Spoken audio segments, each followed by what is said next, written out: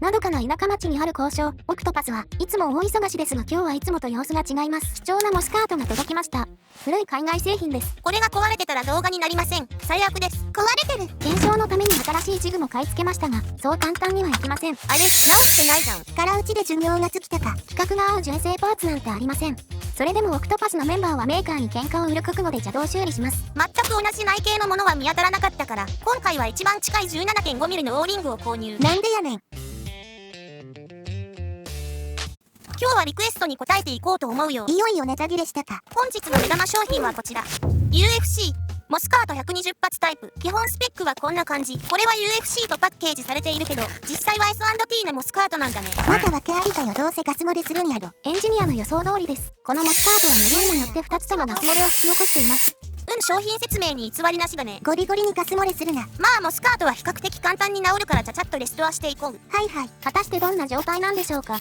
致命的でなければいいのですが、大体のモスカートがガス漏れを起こしたら、まず最初に疑うべきはパッキン。ゴールドモデルは上のパッキンは生きてるね。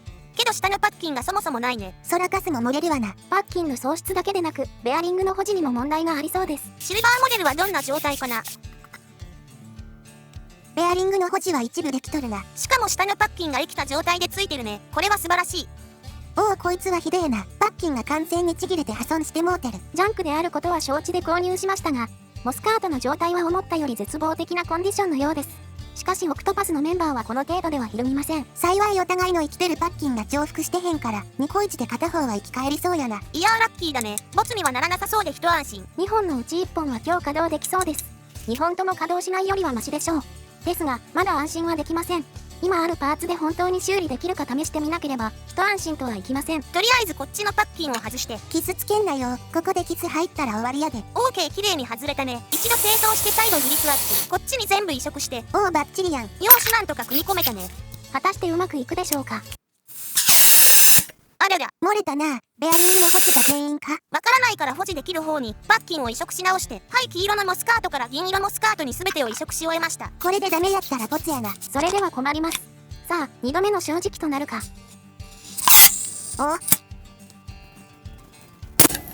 おお、素晴らしい。やっぱベアリング保持の有無が原因っぽいな。ジャンク品は複数買っておくと便利だね。こういう修理ができるのはニコイチならではやしな。オクトパスではジャンク品を買い付ける際に必ず複数個買うようにしていますが、今回はそれが功を奏したようです。よしよし、これなら稼働品として4000円で売れるね。どうせならもう片方も修理してセット価格で売った方がええやろ。この子はどうしたもんかね。純正パッキンは銀色に使ったし、リペアパーツくらいそんなに高くもないやろ。そんな時はこれ。モスカートのガス漏れ修理と検索したら大体一番上に出てくる便利アイテム。クラフトアップルワークス。リペアパーツバルブパッキン。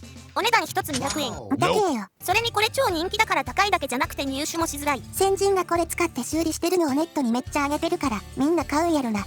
日本製やし安心や。ただこれ内径が 14.1mm で、今回のモスカートだと上の部分にしか使えないんだよね。ああ、こいつサイズ違いがいるもんな。一応 S&T の使っているパッキンの内径と線径を移植する前に測っておいたから、このサイズに近いオーリングを買えばこの子も無事打てるようになるね。あとベアリング保持用の高粘土グリスな。必要なものはほとんど揃っています。あとはネットで足りないパーツを発注するだけでこのモスカートの息を吹き返しますが、ここで問題が発生しました。全く困ったもんですよ。海外製パッキンを全て日本製のパッキンに変えたらどうなるのか試してみたかったんですが、下の部分のパッキンの内径は 18.5mm で、国内マーケットでモスカート、スペース、パッキンで検索して出てくるものに同じサイズがなかったんです。なんとこのモスカートは日本製の完全なクローン生産品ではなかったようで、国内に出回っているリペアパーツでは規格が全く合いません。今回のモデルに関しては上側のパッキンだけがたまたまクラフトアップルワークスのパッキンに近い内径だったから使えただけっぽいね。ほな CAW 以外で下の規格に合うパッキンはないんか。エアガン用となると探しきれなかったね。ほなこいつはパーツ取りだけされた抜け殻エンドか。いいよ、たまたま規格が近いだけで他社メーカーのパッキン取り付けたモスカートのガス漏れが治るんだったら、同じ寸法のただのオーリングでも修理できるはず。まあ理屈はわからんでもない。それにエアガン用の従来品だとシリコンオイルによる防潤とか繰り返されるガス放出時の急激なフリーズでパッキンが硬化したり変形したりして、結局またすぐ玉ポロするかガス漏れ再発するからね。せやな。ということで、まずは内径 18.5mm、線径 1.5mm のパッキンを探はいネットの海で見つけたのがこちらになります。なんやいっぱい買ったな。全く同じ内径のものは見当たらなかったから、今回は一番近い 17.5mm のオーリングを購入。なんでやねん。せっかくだからバルブパッキンも合わせて買ってみた。これも CAW と全く同じ内径のものはなかったから、一番近い 14.5mm のオーリングを購入したよ。いやバルブパッキンは目の前に確実に治るリペアパーツあるんやからそれ使えや。寸法に若干の不安がありますが、ボスには何か考えがあるようです。こういうのをメーカーの既製品で修理すると1個200円かかるけど、この手の代用品がリペアパーツとして使えれば10個で200円。今回用意したのは2種類で、1つはよくあるニトリルゴムでできたオーリング。おそらく従来のモスカートに使われてるオーリングは大体これだろうね。これは安い代わりに耐熱耐油性が低いから、モスカートの心臓部に使うと長持ちはしないね。上下のパッキン用の2種類合わせて約250円。それぞれ10個入りだから2つ使ってもガス漏れが25円で修理できちゃうね。コスパ重視ならこれやな。対してこっちはフッ素ゴムでできたオーリング。耐熱耐油に加えて耐薬品性に優れた高級品。CAW のバルブパッキンと比べて値段が少し高くなるけど、エアガン用として売ってるパッキンよりも広範囲に使用される最も汎用性の高い産業用の高機能ゴム材だから1回交換したら年単位で持つんじゃないかな。問題は値段やな。こっちは高級品だから2種類合わせて約1200円もしたよ。価格6倍で草。もしこれで問題なく、しかも長期間稼働するようならメーカーからクレームが殺到するかもしれません。しかしユーザーとしては安く済んで長く使えるならそちらの方が理想的でしょう。フッ素ゴムパッキンを使ったとしても1個あたり120円で済むから CAW 純正パッキン使うよりは安いよ。全く関係ないパーツで治ればええけどな。2人は忘れていますが、このモスカートにはパッキンの他にもう一つ欠陥が残っています。でパッキンはこいつらを使うってことで、肝心のベアリングはどうするんや。こいつは多分ベアリングの保持が不安定すぎるのがガス漏れの原因やで。せっかくパッキンを代用品にしたからベアリング保持のグリスも代用品を使っていこう。マジかよ。ということで用意したのはこちら。その辺のホームセンターに大体置いてある AZ のウレアグリース。ガチの工業用グリスやないか。エアガンに使えるんか。要はベアリングを保持する用途さえ満たせればいいんだから、グリスの粘度が同じものを使えば問題ないはず。パッキンとはわけが違うぞ。グリスの成分によってはパッキンがそう、こいつに使うパッキンもそもそもは工業用。今回使うグリスに耐えれるんだよね。怪我の巧妙とはまさにこのことを言うのでしょう。けど一応グリスの成分にはこだわったよ。まず粘度。正式には強度って言うみたいだけど、強度2号がエアガンメーカーが出している高粘度グリスの粘度なので、同じ強度2号のグリスを購入。使用温度範囲はマイナス20度から200度までいけちゃう。モスカートの瞬間冷却程度なら余裕で耐えれそうやな。ただこいつ普通のエアガンに使うと樹脂に侵食しそうやな。そこだけは注意かな。今回は樹脂パーツが介在しないモスカートだから使うけど、樹脂パーツを多用しているエアガンには使わない方がいいと思う。でこいつの値段は容量 80g で約380円。わからん。容量が何グラムか知らないけど、丸いの純正グリスのメンテナンスセットが800円前後だね。まあじゃあ安いか。それにベアリングの保持のためにしか使わないんだったら 80g もあれば40年は持つんじゃない？どう計算したらそんな数字出てくるんや。はい、ということでまずは安いオーリングで治るか試してみよう。あいよ。おっと線形が 1.4mm と出たけど、安物のノギスだからノギス側がバグってるんでしょう。大丈夫かよ。シリコンとしてここがきつすぎず揺れすぎずはまれば OK。 素晴らしい。問題はこっちだね。上と違って内径の誤差が大きいからキツキツになったらやばいかも。問題なさそうだね。できやん。変に浮き出てる感じもないし、これならいけそうだね。はい、問題のベアリング。どうやってグリスアップするんや。ベアリングに直接塗布とかでいいんじゃないかな。はい、完成。落ちるやん。やっぱこっちに塗布するのが良さそうだね。はい、塗布しました。適当。OK、これなら絶対ベアリングは落ちないね。物理的にな。なんか金属粉がついて本体が汚いから清掃してあげよう。パーツクリーナーでいいや。こいつが最強や。はい、めっちゃ綺麗になったね。締めもスムーズ。一応シリコンオフ塗布やな。はい、ガス漏れチェック。これで治ったら大したもんやな。エンジニアはまだ半信半疑です。果たしてこのモスカートは息を吹き返すのでしょうか。お、素晴らしい。すげえな、完全に治ったわ。やっと検証に入れるね。いつもならエンディングの時間や。よいしょ。ごっつい箱。はい、今回の検証のために用意したジグはこちら。アイアンエアソフト M79 リアルウッド。好きやなリアルウッド。本体以外何も付属品なしということで、お値段破格の19,800円。総豆腐でも3万円はくだらん10な。フルサイズで2万円は安い。緩衝材にぐるぐるに巻かれて届いたから、素敵な箱を用意してあげました。また余計な無駄遣いしやがって。需要があれば、いつかネタ切れした時にでも紹介しようかな。視聴者の皆さんご覧ください。ビタミン好きをこちらせた末路はこれです。彼とはまた会う気がしますが、今回は主役ではないのでご退場願いましょう。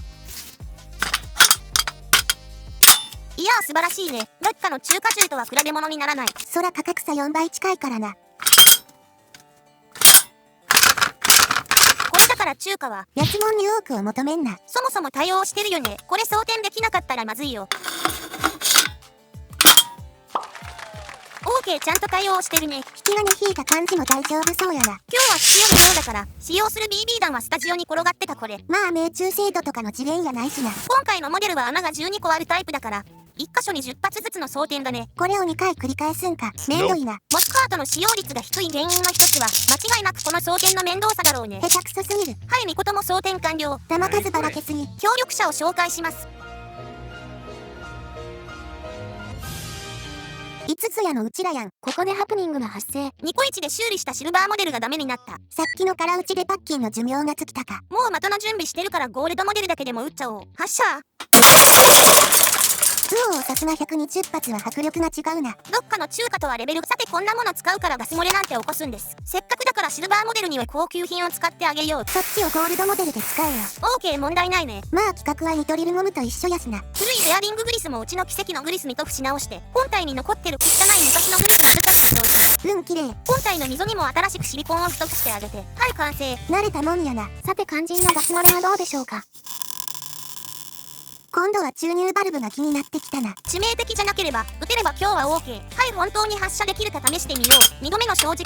やったれシルバーモデル。フッ素ゴムに進化した姿を見せてやれ。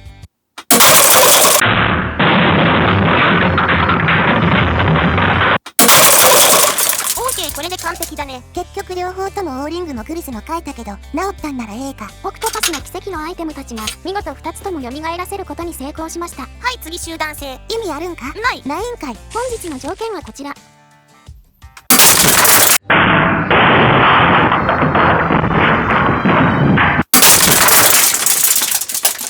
最悪。掃除頑張れな。素晴らしい面性圧力だね。距離180センチでも結構ばらけるもんやな。リロード大変だけどみんなも一発いかがですか？まあ120発はやりすぎやな。2桁発程度が1人も出て実用性があると思うわ。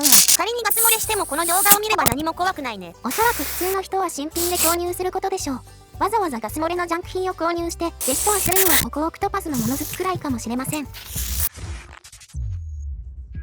サバゲー好きの皆さんこんにちは。オクトパスの女社長です。またなんか始まった。このコーナーではリスナーから届いたお便りを紹介していくよ。あれでコメント来るのマジか。ラジオネーム原付西さんからのお便り。対処法が力技すぎて笑いました。リロードに時間がかかるならリロードしなければいいじゃない。ノーキンマリー・アントワネット。原付西さん、お便りありがとうございました。よく考えたら今回も割と力は続いては優勝さんからのお便り。いつもおもろい動画を応援してます。台湾特殊部隊モチーフのマスクなどもよろしかったらレビューしてください。リクエストだ。とうとうリクエストが来るようになったか。優勝さん、お便りありがとうございました。